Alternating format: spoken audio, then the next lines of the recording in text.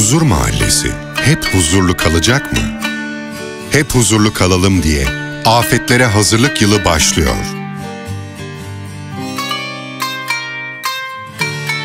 Afetlere hazır ol.